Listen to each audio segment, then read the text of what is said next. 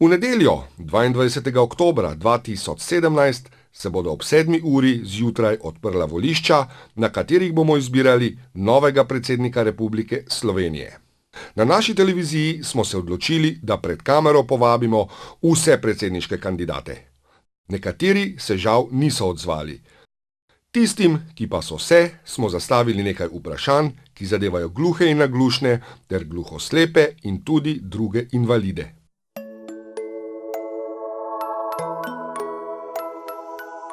Naj vam za začetek postavim eno tako sproščujoče vprašanje. Kaj mislite, kateri je materni jezik otroka, katerega mati je gluha?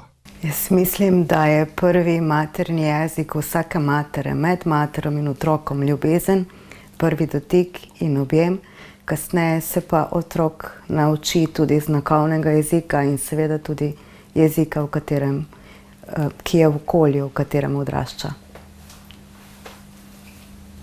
Slovenski znakovni jezik je uradni jezik v Republiki Sloveniji. Vsi gluhi in naglušni imajo pravico do tolmača, pa vendar država na sistemski ravni ne zagotavlja financiranja razvoja tega jezika. Kje vidite rešitev tega vprašanja?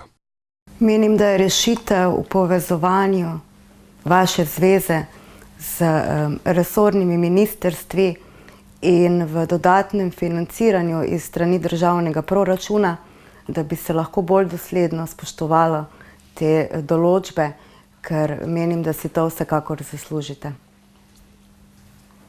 Med gluhimi obstaja še ena skupina, katere status je sistemsko neurejen. Gluhoslepi. Kaj storiti, da bodo tudi gluhoslepi priznani kot invalidska skupina, kateri pripadajo vsaj vse tiste ugodnosti, ki jih invalidi po zakonu že imajo?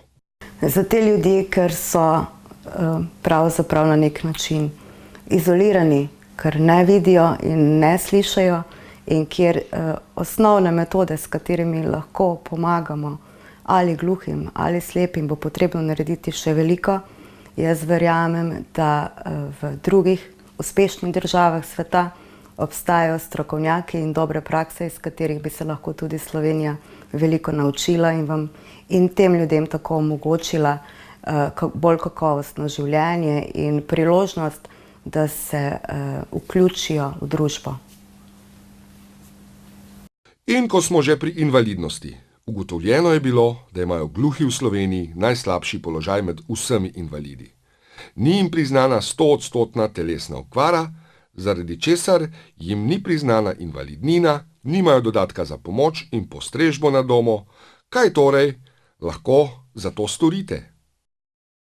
Kot predsednica bi lahko storila najprej to, da vas poslušam, da se vas trudim razumeti in potem spodbudim primeren dialog med resornim ministrstvom in vašo zvezo in tudi strokovnjaki, ki verjamem, da imajo rešitve in predloge, kaj bi se dalo narediti bolje, kot je bilo narejeno do sedaj. Zveza društev gluhih in naglušnih Slovenije na marsikaterem področju dopolnjuje oziroma nadomešča državno skrb za gluhe, naglušne in gluhoslepe. Kakšno je vaše stališče do Fundacije za financiranje invalidskih in humanitarnih organizacij, od katere je naša organizacija življenjsko odvisna?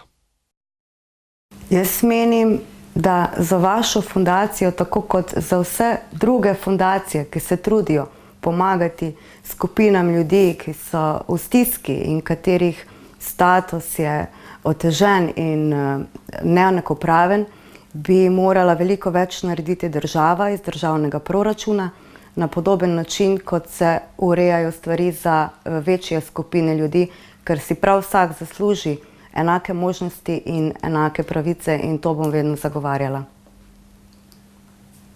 Zavedamo se, da predsednik nima takih vzvodov kot izvršna veja oblasti. A vendarle, Ustavno sodišče je leta 2013 sprejelo zgodovinsko razsodbo, da morajo biti vsa volišča dostopna vsem. Vendar je v praksi drugače. Kaj boste storili, da se bo sodba Ustavnega sodišča spoštovala?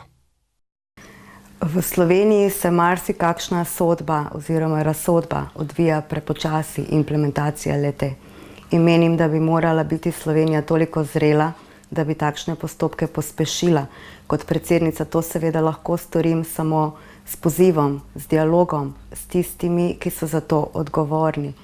In res je, v Sloveniji še niti zdaleč niso invalidom dostopna vsa volišča. Zaenkrat smo pa dosegli vsaj to, da so tista, ki so ustrezno označena.